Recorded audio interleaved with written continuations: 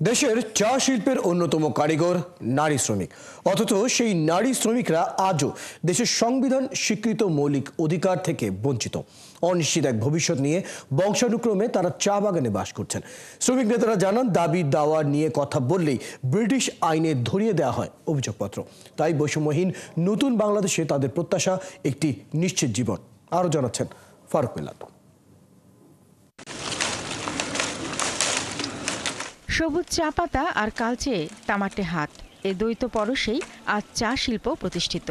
সেই তামাটে হাতের নারীদের তোলা চা পাতা কারখানার বৈদ্যুতিক যন্ত্রে রূপান্তর হয় হরেক রকমের চায়ে।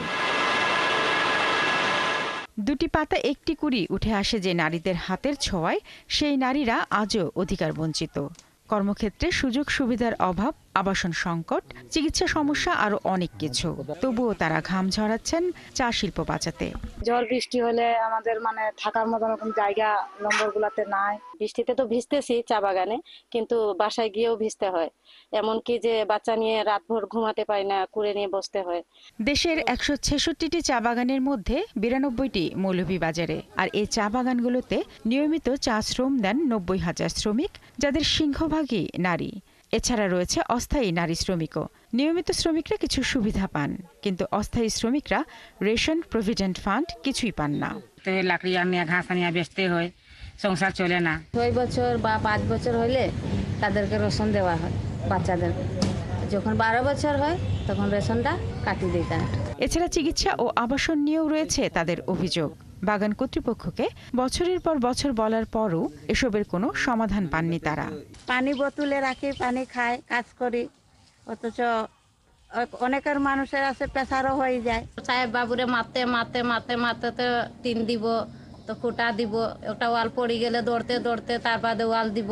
এদিকে নারী শ্রমিকদের অধিকারের কিছু মৌলিক বিষয়ে মালিক পক্ষের সঙ্গে আলোচনা করলেও তেমন কোনো ফল হয় না বলে জানান মানবাধিকার কর্মী ও শ্রমিক নেতারা। বিশেষ করে বাগানে নারী চা শ্রমিকদের আলাদা শৌচাগার এবং প্রক্ষালন কক্ষ না থাকায় অসুবিধার মুখোমুখি হতে হয় তাদের। প্রসূতিকালীন সময় থাকে, তাদের প্রসূতি সময়ে ছুটি এবং ভাতা, ঔষধ, চিকিৎসা, স্যানিটেশন ইত্যাদি ইত্যাদি বিষয়ে কিন্তু তারা বিভিন্নভাবে বঞ্চিত হচ্ছে। অল্প কিছু প্রাইমারি শিক্ষক আছে, প্রাইমারি বিদ্যালয় আছে, কিন্তু পর্যাপ্ত নাই। আমরা পিছিয়ে আছি শিক্ষা থেকে। সরকার যদি তাদের নজর না দেয়, তাহলে বেকারত্ব জীবন, যাদের বেকারত্ব জীবন, এই মহিলাদেরকে তাদের কিন্তু অভিশপ্ত জীবন হয়ে চিরকালে অভিশপ্ত জীবন থেকে যাবে। সারা দেশে নিয়মিত ও অনিয়মিত মিলিয়ে কর্মরত চা শ্রমিকদের সংখ্যা প্রায় ১,৩০,০০০। এর মধ্যে প্রায় ৭০ ভাগের উপরেই আছেন নারী। শারমিন স্বপ্না, ৭১।